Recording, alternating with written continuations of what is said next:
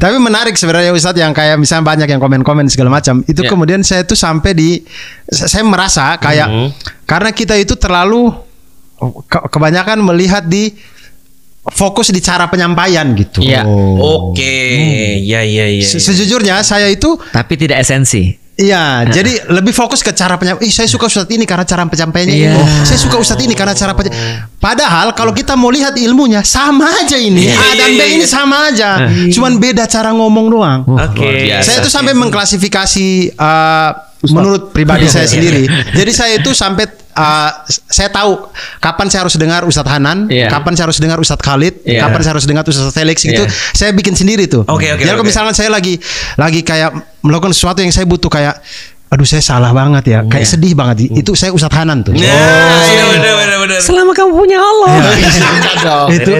itu tuh bangkitinnya tuh yang saya lagi butuh nangis. Saya tuh pengen nangis gitu. Cuman saya nggak tahu apa ya yang bisa bikin Ustadz Hanan itu. Kalau lagi mulus-mulus Ustadz Felix gitu. Kalau Ustadz Felix itu saya golongkannya dengan Ustadz Hadi Hidayat. Ketika saya lagi butuh giroh untuk ibadah. Luar biasa Anda. Saya lagi beban luar biasa. butuh semangat untuk ibadah. Itu Ustadz Hadi Hidayat, Ustadz Felix. Sebentar, kan tadi Mas Abdul ini semua usul tuh sama ujungnya. Kayaknya Ustadz Hadi Hidayat nggak sepakat kalau disambung sama. Tapi dari cara ini dari sudut pandang.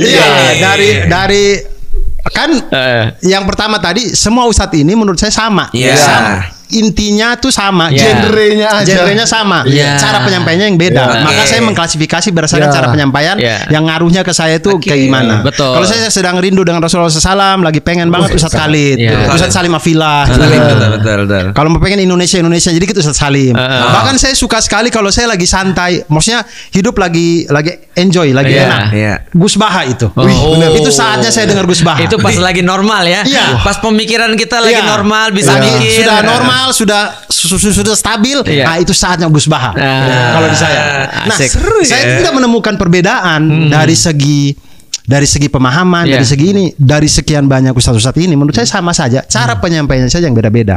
Nah, kadang orang itu terjebak di situ. Cara penyampaian. Di cara penyampaian. Dia cuma mau yang kayak nyenengin hatinya aja lah gitu tadi. Padahal yang tadi kalau dilihat berdasarkan tadi semua jadi mudah sebenarnya. Jadi saya lagi mau dengar genre apa sebenarnya. Tapi bener sih. Kayak awal-awal kan aku kayak disuruh kayak hijrah gitu. Apa Mama Dede? Enggak lah. Itu juga sih kayak gitu. Tapi enggak. Aku bilang Mama Dede tuh tau nggak kenapa beliau tuh bisa sangat dekat dengan jamaahnya karena semua dianggap anak sama dia.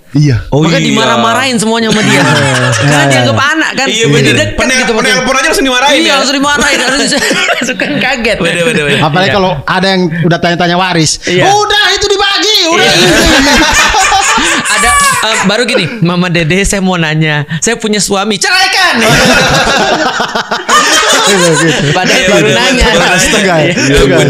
Tegas. Ya karena dia merasa semuanya anaknya. Makanya Dan semua orang menganggap Mama Dede mama.